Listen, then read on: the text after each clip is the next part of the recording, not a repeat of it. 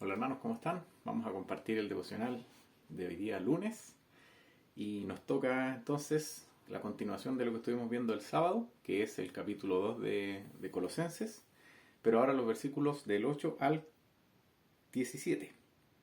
No, perdón, del 8 al 15. Del 8 al 15. Así que vamos a dar lectura y como les decía está relacionado con lo que estuvimos viendo, que básicamente era... eh, Primero era una advertencia, ¿no es cierto?, de lo que Pablo estaba viendo que estaba pasando en las iglesias respecto de falsas enseñanzas, y asimismo él los invitaba a poner la mirada en Cristo y a andar en él, ¿cierto?, entendiendo quién era Cristo.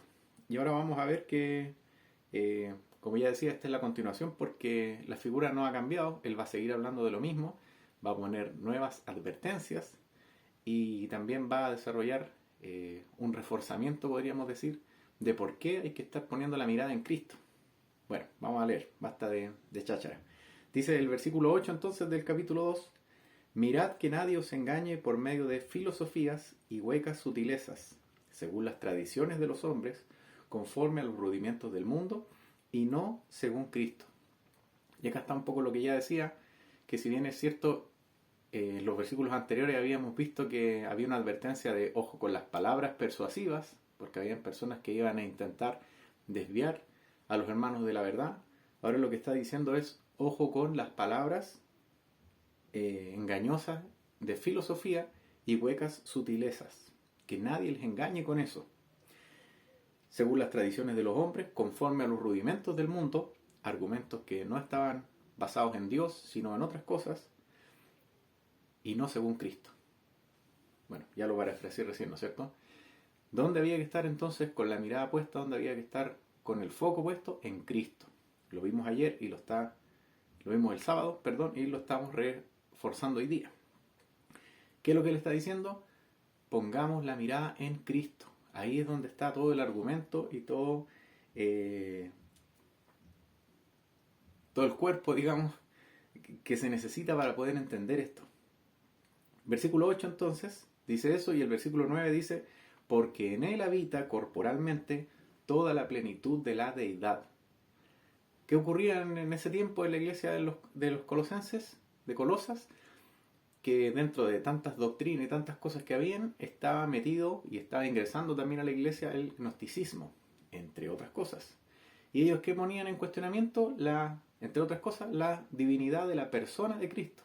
Ellos dudaban si realmente esa persona era o no era Dios. Y a partir de ahí salían un montón de cosas de que, bueno, es que a lo mejor sí era Dios, pero la persona no, porque lo material y lo espiritual no conviven, entonces a lo mejor era una persona común y silvestre y Dios vino y después Dios se fue. Bueno, dentro de todas esas cosas es que Pablo está siendo firme y le está diciendo, bueno, no se dejen engañar, no caigan en el engaño, pongan la mirada en Cristo, porque en él, versículo 9, habita corporalmente toda la plenitud de la deidad. No era un simple ser humano, no era alguien especial, no era alguien mejorado, era Dios. Ese Cristo en el cual nosotros hoy día ponemos nuestra fe es la persona de Dios que vino al mundo, murió por nosotros y venció la muerte a través de la resurrección. Dios completamente. Toda la plenitud de la deidad estaba en él. Después dice el 10, y vosotros estáis completos en él, que es la cabeza de todo principado y potestad. O sea, no es que en Cristo tengamos mejores herramientas para poder seguir avanzando un poquito más, y no, está diciendo acá completos, no nos falta ya nada. ¿Por qué razón? Porque nuestra mirada tiene que estar puesta en Él, viviendo en Él, lo que estuvimos diciendo el día sábado, no solamente con la mirada puesta en Él, sino vimos en el versículo 6, de la manera que habéis recibido al Señor Jesucristo, andad en Él. Fue lo que vimos ahí. Y aquí está diciendo lo mismo. Cuando nosotros andamos en Él, cuando estamos viviendo en Él, entonces estamos completos, porque hemos entendido realmente qué es lo que el Señor tiene para nosotros. Por lo tanto, esa es la invitación que Él le está diciendo acá a Pablo a los hermanos. Pongan su mirada en Cristo, entiendan quién era Dios mismo, por lo tanto, están completos. A Dios no le falta nada. Dios es todo. Por lo tanto, si ustedes están en Él, están completos. Dice después, versículo 11, en Él también fuisteis circuncidados con circuncisión no hecha a mano, al echar de vosotros el cuerpo pecaminoso carnal en la circuncisión de Cristo, sepultados con Él en el bautismo, en el cual fuisteis también resucitados con Él, mediante la fe en el poder de Dios, que le levantó de los muertos. Y a vosotros, estando muertos en pecados y en la circuncisión de vuestra carne, os dio vida juntamente con Él, perdonándoos todos los pecados. ¿Se da cuenta? Quizás para nosotros hoy día es un poquito más fácil que lo que era en ese momento entender lo que Pablo estaba diciendo, pero ¿se da cuenta la magnitud de lo que Pablo está explicando? Nosotros estábamos muertos en pecado, igual como lo estaban los hermanos de Colosenses antes de conocer al Señor. Daba lo mismo si hacíamos buenas obras, si hacíamos malas obras, si teníamos dinero, si no teníamos dinero, si nuestros padres eran creyentes o no eran creyentes, nada de eso importaba.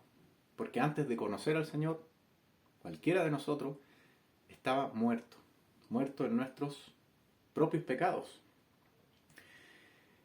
Sin embargo, podemos ver aquí en el versículo 13, en la parte final, que dice que el Señor nos dio vida juntamente con Él, perdonándonos nuestros pecados.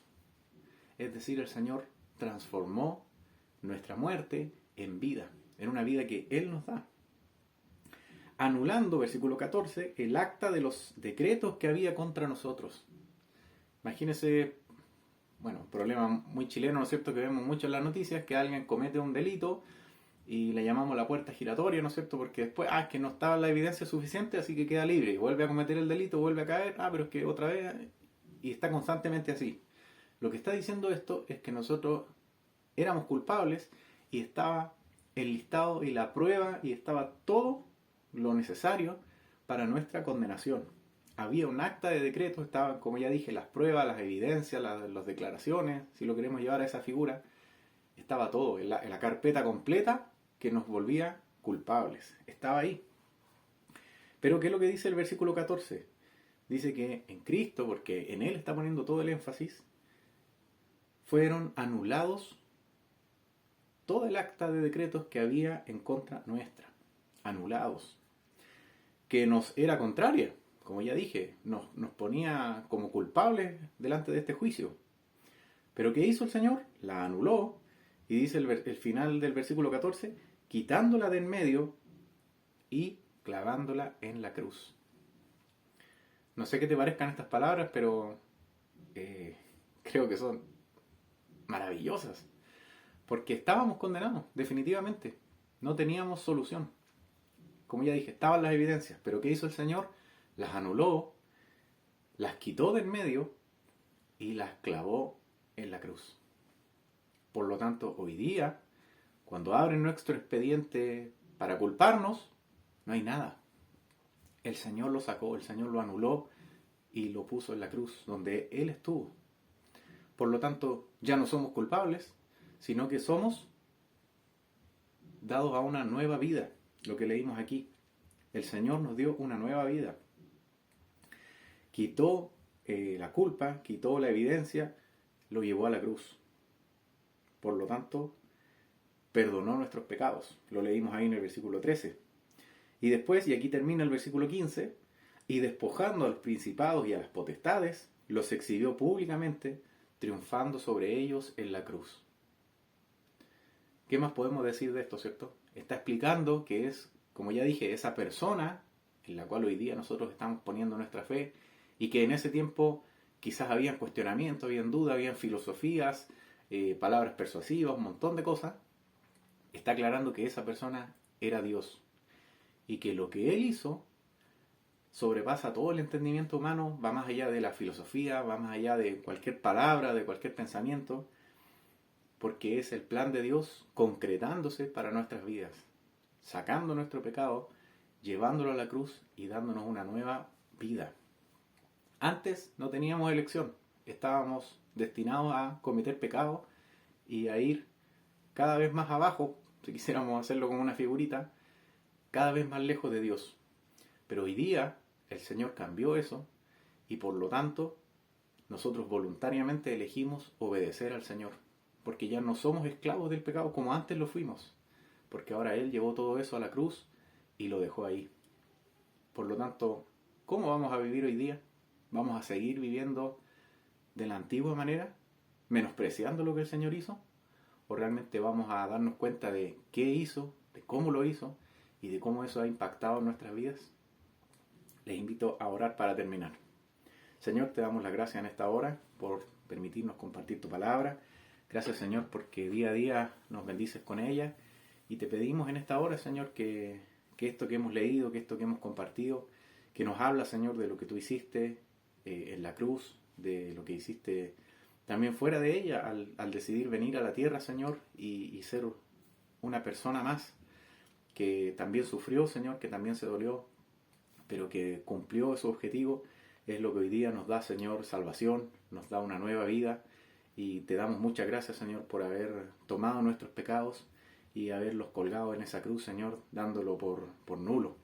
Te agradecemos tu sacrificio y te pedimos en esta hora que también ayudes, Señor, a cada uno de nosotros para que podamos vivir, Señor, agradándote. No agradando al pecado, no haciendo lo que no conviene, sino que todo lo que hagamos, Señor, pueda ir en concordancia con esto y podamos realmente entregarte todas las áreas de nuestra vida, Señor, para que tu nombre sea glorificado y podamos, Señor, de esa manera vivir en esta plenitud que está en ti, Señor. Que nada nos falta porque en ti estamos completos, Señor. Ayúdanos para poder entender eso y vivirlo día a día, Señor. Te doy las gracias en esta hora, en el nombre de Jesús. Amén.